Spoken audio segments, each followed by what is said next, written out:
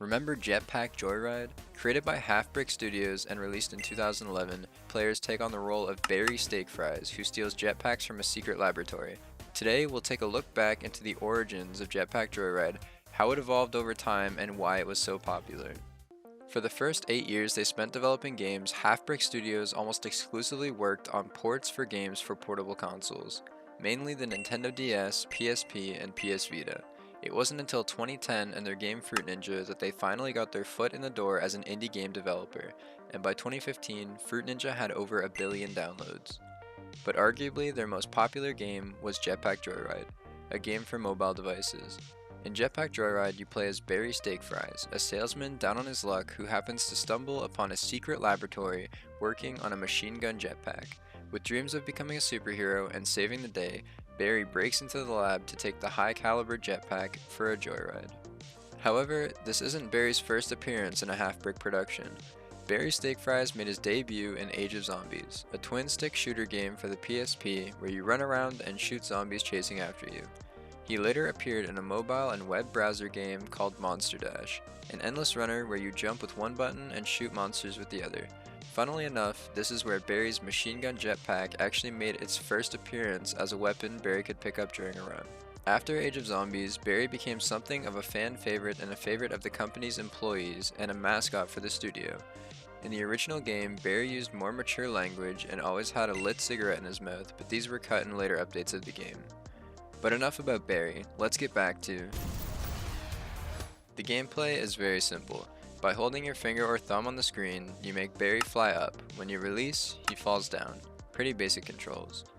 The goal of the game is to just keep running, collecting coins, completing challenges, and going as far as you can before you die.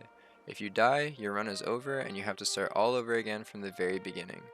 The game gets progressively harder the further you get, sending more obstacles at you more frequently, and speeding up until you finally get hit. Though the game is pretty difficult on its own, it does add some elements to make the game easier every now and again. This mainly comes in the form of vehicles which you can acquire during a run.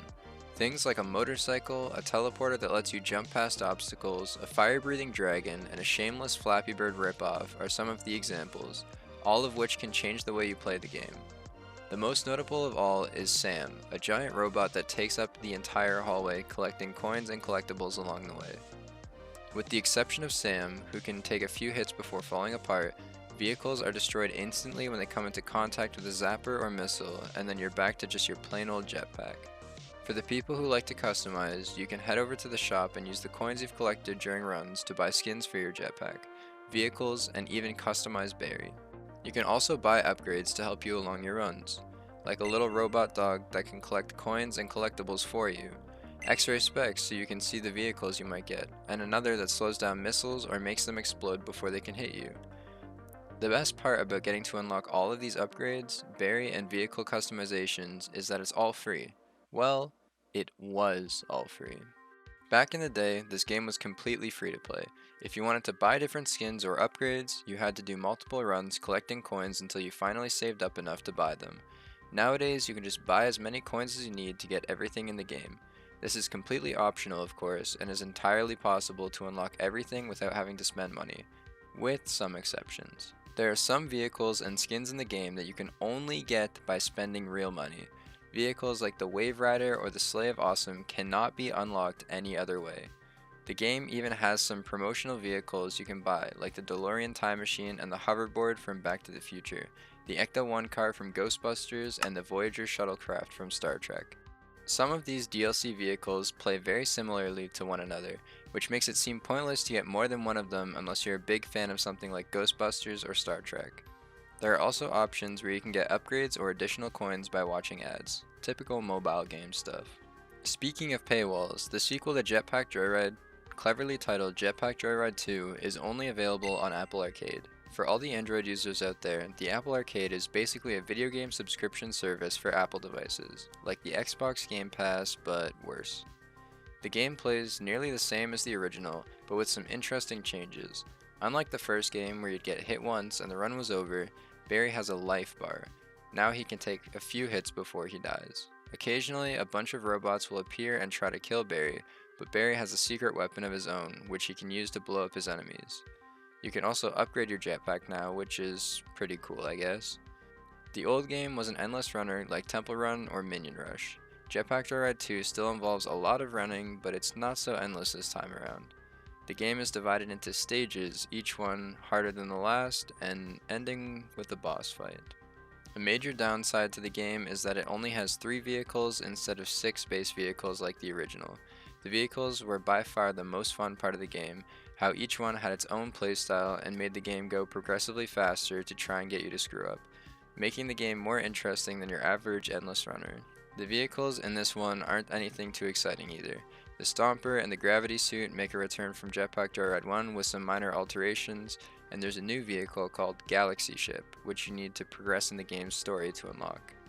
Also, the music isn't as good in the second game as it was in the original. It's not bad, but it's not all that great either.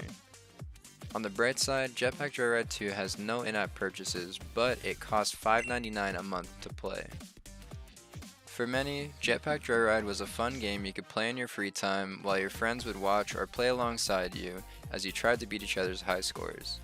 Honestly, for the longest while it was probably the most entertaining mobile game you could have on your phone.